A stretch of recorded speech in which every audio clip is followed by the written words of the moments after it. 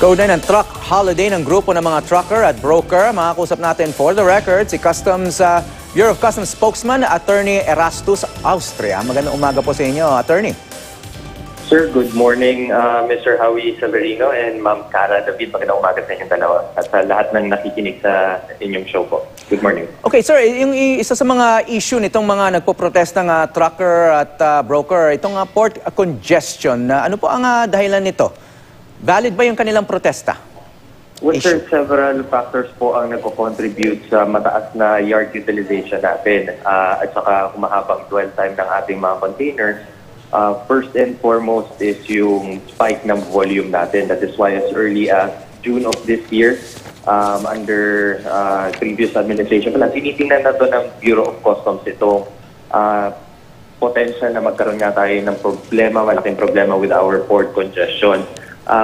Ito po yung sinasabi natin that so far as customs clearance processes are concerned naman, mabilis po ang ating pag-consummate, pagtapos ng mga transactions natin dito. But meron tayo kasing pre-customs clearance logistics na aspect, no, that is handled by different actors.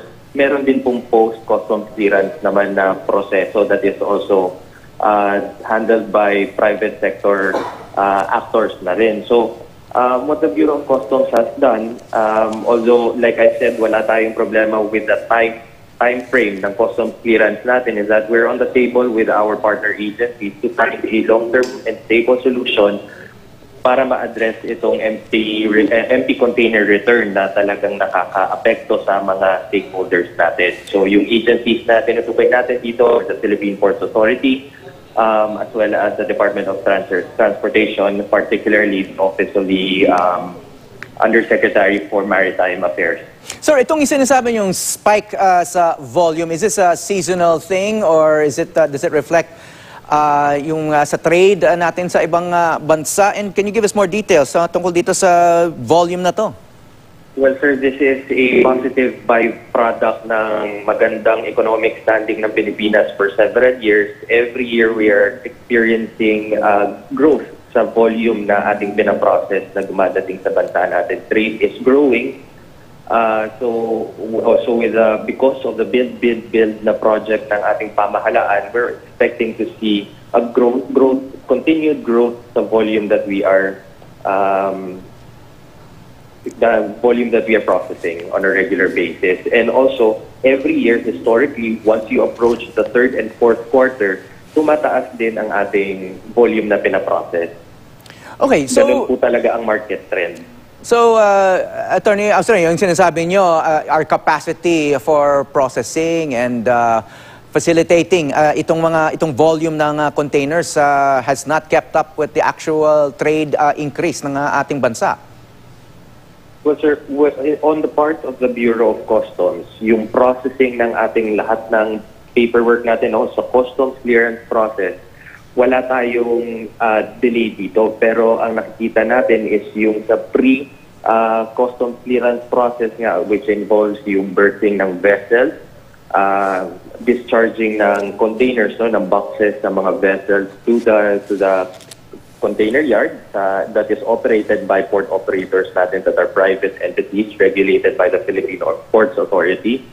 And yung buong logistics na chain ng pag-move ng kanilang cargoes outside the premises of the port. Mm-hmm. So yung our ports, are they being upgraded sa palagay ninyo? Ano bang solution dito sa problemang ito? Well, sir, our private port operators here in Metro Manila, that is API as well as ICPSI, have infused malaki na program nila for capital expenditure to expand their, siyempre may physical limitation yung kayang i-handle ng kanilang current na yard, but then continuous ang kanilang program to expand it to meet the increase in volume in the coming years. So ATI, for example, has allotted about, if I'm not mistaken, 5 to 8 billion pesos in their program to improve their current capacity. ICPSI has been investing heavily on equipment as well to make their operations more efficient. Okay. Ano naman ang nagiging epekto ng truck holiday sa ekonomiya at sa pagdating ng mga padala ng mga OFW ngayong holiday season? Well, sir, if tingnan natin yung effect for this particular day. We're still at the midday pa lang tayo ng first na araw nitong truck holiday. We're still evaluating how this will affect us. But then, when these groups made their manifestations na gusto nga po nilang magkaroon ng holiday muna, no, to get their message across at pakinggan ng mga iba't ibang government offices ang kanilang punto, no? Several organizations, private groups have also manifested sa iba't ibang government agencies natin, pati sa Bureau of Customs, that they will not be participating dahil they don't want na ma-interrupt din yung services na dinideliver nila sa kanilang mga kliyente. Okay, sa ibang issue naman, Attorney, ano ho ang latest tungkol sa nakalusot na shipment ng basura mula South Korea sa Cagayan de Oro? May pananagutan ba rito ang Bureau of Customs? Well, sir, the Commissioner Guerrero has ordered an investigation on the matter.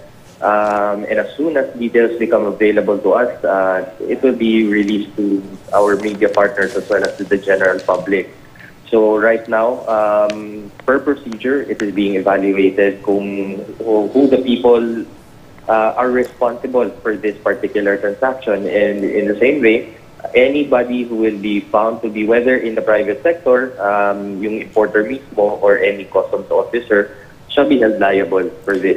Okay, yung declaration kasi dito sa shipment na to, ano raw, synthetic flakes daw ang declaration, ano? Pero yun nga, nung na-intercept, may nakita raw trash.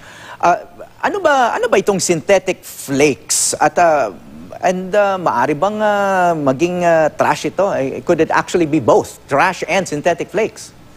No, sir. We have different plastic commodities that are being imported for different industrial applications. So, on a normal basis, these are raw materials for plastic finished products na ginagamit ng mga manufacturers natin dito.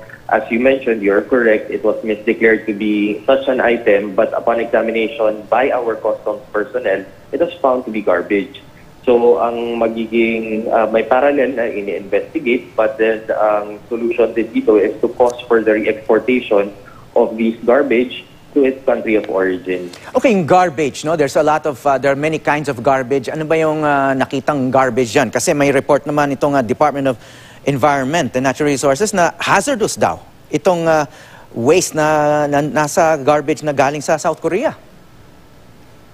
Yes, sir, but based on the images that I have personally seen, I have not been at the site yet, pero parang halo-halo na klase-klase na basura, no, na talagang yung dinadump na sa garbage dump. Yun po ang laman ng kargamento. At mukhang hindi naman segregated ito. I mean, halo-halo talaga.